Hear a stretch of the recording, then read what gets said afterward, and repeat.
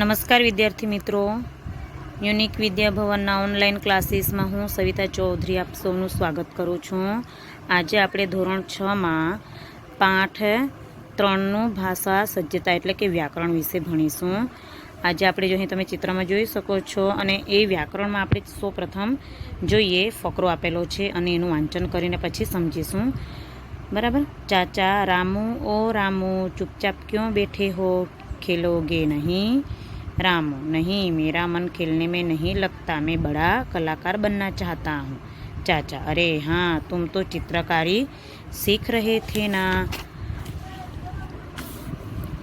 राम हाँ, लेकिन वह काम मुझे पसंद नहीं आया। चाचा क्यों क्यों? रामू एक दिन मैंने डॉक्टर गोलीवाला की दीवार पर भैंस का चित्र बनाया था, उन्होंने माँ से मेरी शिकायत कर दी। चाचा अच्छा, तो यहाँ बात है। रामू चाचा जी आप चित्रकार कैसे बन गए? હવે આ તમે લોકોએ ફકરો જોયો, બરાબર। ચાચા અને રામુ વચ્ચે છે। હવે આમાં જુઓ કે इस वार्तालाप में रामू के स्थान पर मैं, तुम, मैंने और डॉक्टर गोलीवाला के स्थान पर उन्होंने तथा चाचा जी के स्थान पर आप प्रयुक्त किए गए हैं। એટલે આ જે શબ્દો છે મેં, પછી આ તુમ, બરાબર, મેં, તુમ, मैंने और डॉक्टर, આ જે डॉक्टर गोलीवाला છે એની સ્થાન પર उन्होंने, बराबर, चाचा जी ना स्थान पर आपका प्रयुक्त किया गया था। सर्वनाम है, नामना स्थाने पर जे उपयोग था सर्वनाम है, तो तमने अहीं खबर पड़शे। जोईए आपणे, जो मैं छे, पछी तुम, पछी आवशे वह, मैंने, आप, उन्होंने, आ बधा चित्रों जे आपेला छे ए चित्रोमांना जे पात्रोना नामना स्थाने जे आ शब्दो उपयोग कर्यो छे ए सर्वनाम तरीके ओळखाय छे, बराबर। पढ़िए और समझिए। आमा जो आपणे, आप कहाँ जा रहे हैं? दाल में कुछ पड़ा हुआ है, चलो हम स्कूल चले। मैं तो बहुत प्रतिभाशाली हूँ, आओ हम नदी पहाड़ खेलेंगे, उसे तो बस हंसना आता है। तुम्हें मेरी कविताएं अच्छी लगी, वह अपने आप खड़ा होने लगा। तो अहींया छे जो आप, तुम, पछी हम, मेरी, कुछ, मैं, उसे, वह, आ बधा सर्वनाम है, बराबर। तो आ सर्वनाम कहे छे के जे नामना स्थाने जे प्रयोग थाय ए शब्दों आपणे सर्वनाम तरीके ओळखीशुं। तो अहींया छे जो सर्वनाम के रूप में प्रयुक्त होने वाले शब्द, तो कया कया शब्दों थाय छे? तो मैं, पछी हम, मेरा, हमारा, मुझे, हमें, बराबर, मुझे, मैं, मुझसे, मेरे लिए, हमसे, हमारे लिए, पछी तू, तुम, तुम्हारा, पछी आप, पछी आपका, पछी आपसे, बराबर, आपको, तुम्हें, तुम्हारी, तुम्हारे, तेरे, तुझे, बराबर। पछी वह, वे, पछी उसे, उनका, उन्हें, उनसे, उसकी, उसका, उससे, उनकी, उनके, बराबर। यहाँ पछी ये, इसे, इसको, उन्हें, इनका, हाँ, इनसे, इनके लिए, बराबर। कौन, किसने, पछी कुछ, पछी कोई, किसी, पछी कब, कैसे, किसको, किससे, क्या, हाँ, पछी जैसा, वैसा, स्वयं, आप, खुद, स्वतः, बराबर। आ बधा शब्दों जो आपणे जोया वाच्या ए बधा सर्वनाम के रूप में प्रयुक्त होने वाले शब्द हैं।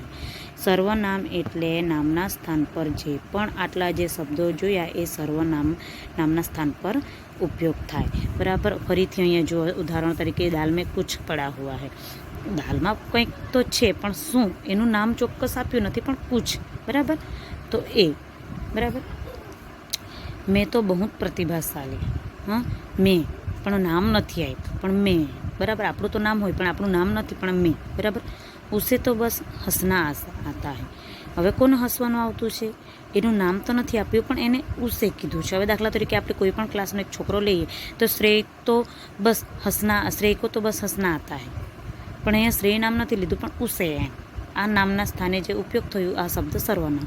पछी वह अपने आप खड़ा होने लगा है, हवे परिमल अपने आप खड़ा होने लगा है, परिमल नाम नहीं लीधुं पण वह एटले आ सर्वनाम है। पछी तुम्हें मेरी कविताएं अच्छी लगी, मेरी, हवे मैं कविता लखी है तो एनुं नाम तो आवे के नहीं एम, हाँ।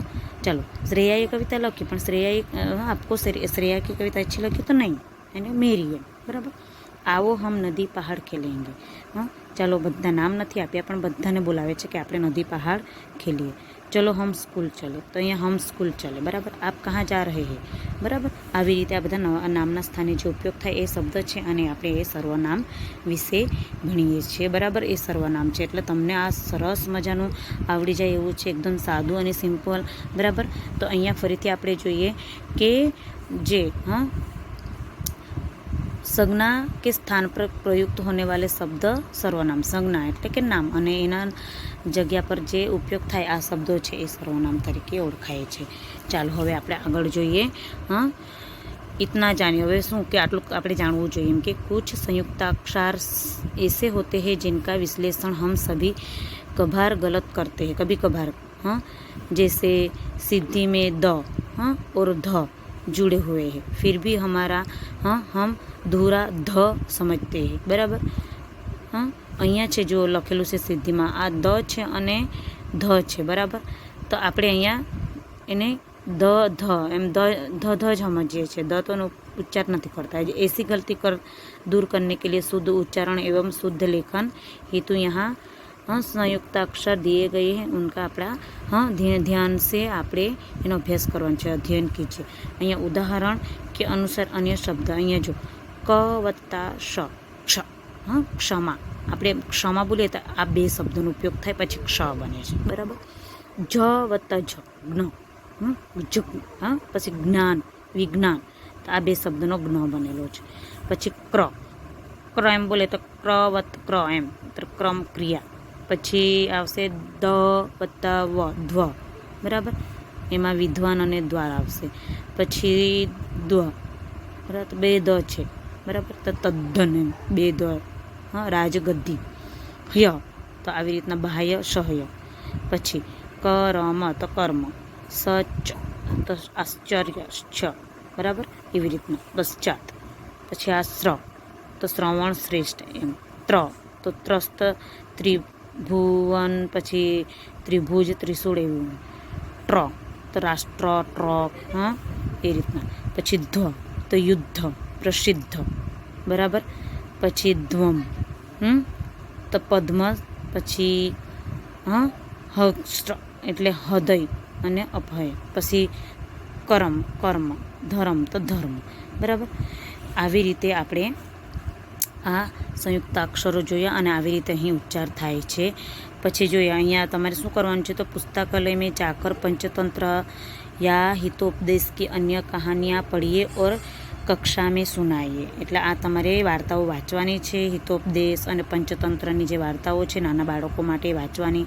પછી છાત્રો को ऐसी अन्य कहानियाँ सुनाकर कक्षा में उनका नाट्यकरण करवाઈએ. એટલે કે આવી કહાનીઓ પઢીને આપણે વાંચીને પછી એનું નાટકમાં રૂપાંતર કરીએ, બરાબર. હવે પછીનો નેક્સ્ટ વિડીયો આપણે બીજા ભાગમાં જોઈશું. ધન્યવાદ.